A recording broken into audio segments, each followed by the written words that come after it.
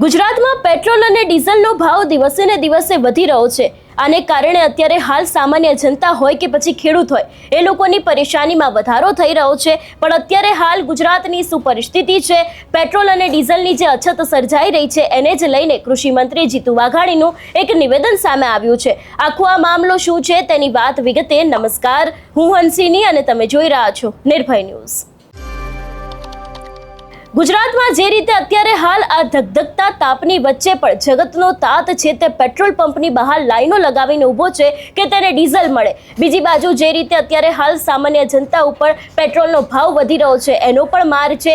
એક તરફ અત્યારે હાલ ઘણી બધી જગ્યાએ પેટ્રોલ અને ડીઝલની અછત છે, લોકોને લાંબી લાંબી લાઈનોમાં ઊભું રહેવું પડે છે, ક્યાંક બબાલના દ્રશ્યો પણ જોવા મળતા હોય છે। ત્યારે હવે આ સમગ્ર મામલે અને ગુજરાતની પરિસ્થિતિ શું છે એને જ લઈને કૃષિ મંત્રી જીતુ વાઘાણીનું નિવેદન સામે આવ્યું છે। જીતુ વાઘાણીનું કહેવું છે કે કિસાનોને તકલીફ ન પડે એટલા જ માટે કેરબા દીઠ 200 લીટર ડીઝલ આપવામાં આવશે। સરકાર દ્વારા આ સમગ્ર મામલે સત્તાવાર સૂચનાઓ આપવામાં આવી છે અને સમગ્ર વિસ્તારનું અત્યારે હાલ મોનિટરિંગ કરવામાં આવી રહ્યું છે। એવી પણ વાત કરવામાં આવી છે ડીઝલની સંગ્રહખોરી ન થાય તે માટે પણ સૂચનાઓ આપવામાં આવી છે અને નાગરિકોમાં અફવા ના માટે તે માટે પણ અપીલ કરવામાં આવી છે। આજે ઘણી બધી જગ્યાએ એવી પણ પરિસ્થિતિ છે કે પેટ્રોલ અને ડીઝલના જે પંપ છે તેને બંધ કરી દેવામાં આવ્યા છે। જે જગ્યાએ પંપ ચાલુ છે ત્યાં ખેડૂતો છે, સામાન્ય લોકો છે, લોકોની લાંબી લાંબી લાઈનો જોવા મળી રહી છે અને અત્યારે હાલ જે પરિસ્થિતિનું સર્જન થયું છે એમાં લોકોને અફવાઓથી સાવધાન રહેવા માટે પણ જીતુ વાઘાણીનું કહેવું છે। વધુમાં આ વિષયને લઈને જીતુ વાઘાણીએ શું કહ્યું તે સાંભળીએ।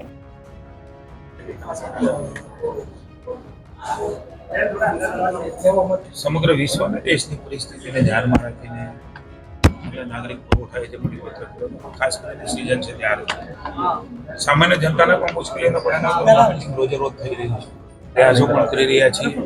એ પ્રકારે સમયમાં રાજ્ય પુરવઠા એના પણ પ્રયાસો મોનિટરિંગ માની મુખ્યમંત્રી પણ કરી રહ્યા છે।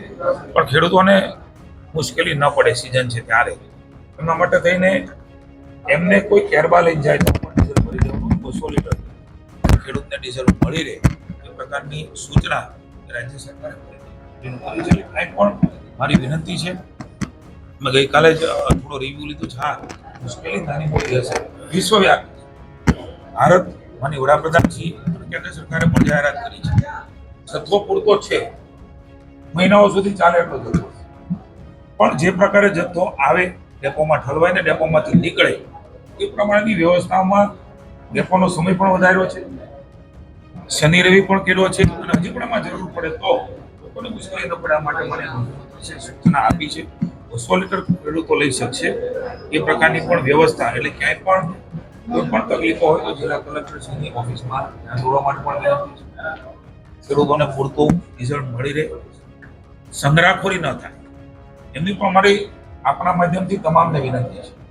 પૂરતું ડીઝલ મળી રહે એ પ્રકારની વ્યવસ્થા કેન્દ્ર સરકારે કરી છે, પણ એક સાથે ડિમાન્ડ આવવાથી નાના મોટા પ્રશ્ન થાય અને તેની સરકાર સારી રીતે સમજી શકે, એટલે એમાં ક્યાંય પણ કોઈની અફવામાં કોઈ પણ ગેરમાર્ગે દોરતા સોશિયલ મીડિયાના સમાચારોમાં લોકો ન આવે તો થોડી હળવાશ સાથે જરૂરિયાત છે એનો ઉપયોગ કરીને એમને જોતું મળી રહે માટેની વ્યવસ્થા સરકાર કરી રહી છે। ખેડૂતોને પણ મુશ્કેલી ન પડે એમના માટેના પ્રયાસો અને મોનિટરિંગ એ પણ સતત શરૂ રહેવાના છે।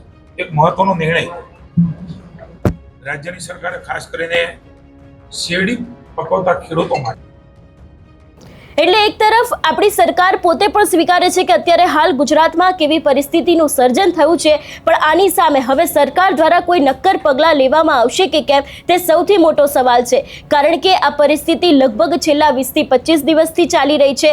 ખેડૂતો ત્રાહિમામ પોકારી ઉઠ્યા છે, બીજી બાજુ સામાન્ય જનતા છે એ લોકોના ઉપર પેટ્રોલનો અને ભાવ વધારીને ક્યાંક ને ક્યાંક બીજો માર મારવામાં આવી રહ્યો છે। પણ જે રીતે અત્યારે હાલ આ પરિસ્થિતિનું સર્જન થયું છે એની પાછળ હવે સરકાર દ્વારા કોઈ નક્કર પગલાં લેવામાં આવશે કે કેમ તે પણ એક સવાલ છે। આ સમગ્ર વિષયને લઈને તમારો શું અભિપ્રાય છે અમને કમેન્ટ કરીને ચોક્કસથી જણાવજો। તેની સાથે અમારી ચેનલ નિર્ભય ન્યૂઝને લાઇક, શેર અને સબસ્ક્રાઇબ કરવાનું ભૂલશો નહીં। નમસ્કાર।